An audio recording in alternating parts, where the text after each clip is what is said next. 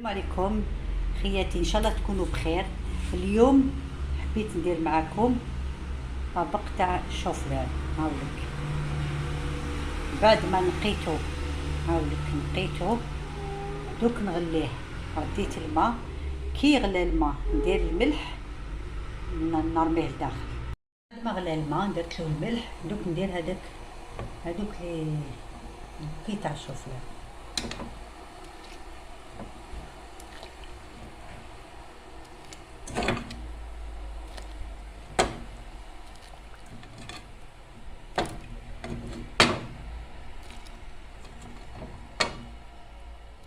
هاولك ونخليه يطيب، ما نخلوش يطيب بزاف.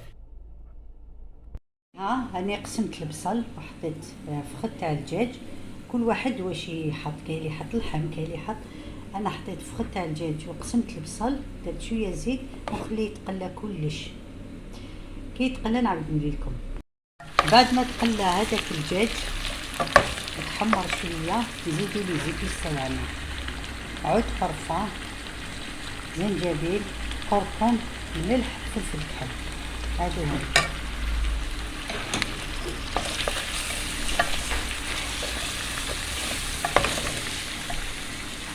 بعد ما تقلى كلش، شوف والله النهار، شوف والله سبسنتي كيف راهي. شوف هاولك نمرق شويه.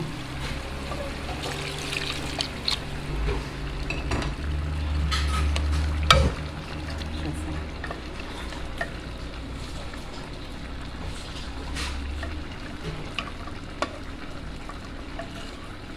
هذيك الحليصه.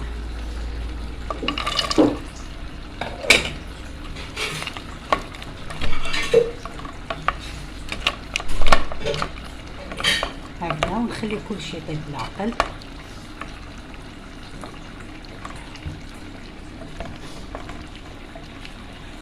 دوك المرحله هذه واش ندير؟ نحكم البيض.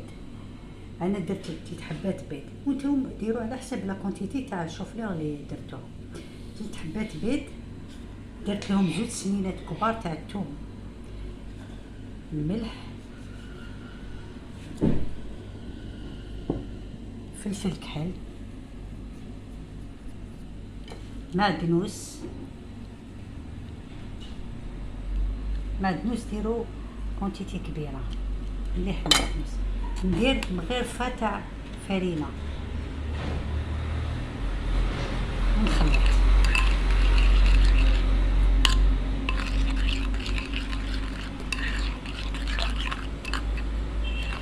الا شفتوها شويه خفيفه زيدوا شويه فرينه باش هذاك البيض يلصق في الشوفلير.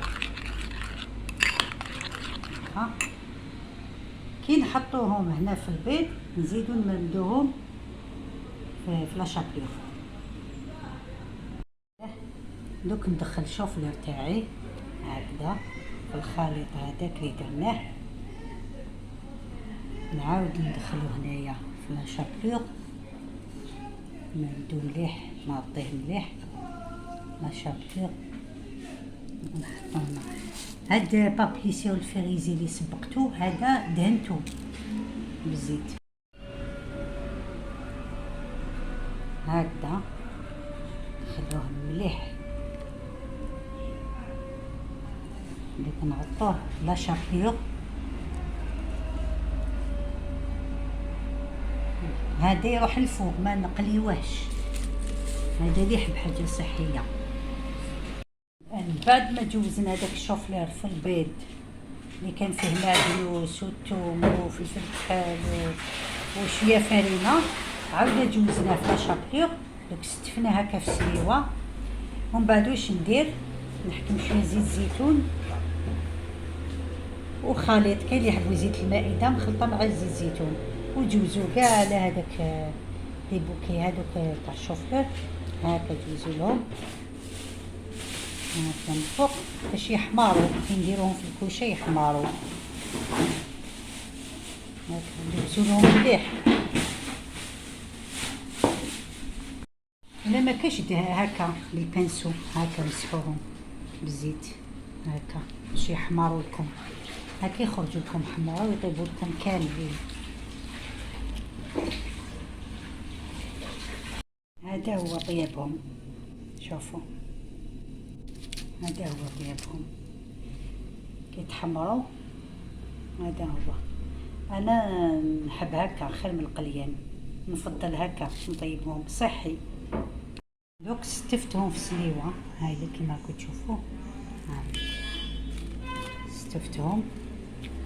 دوك نرمي عليهم لاصوص هذيك اللي درتها هكذا من الفوق.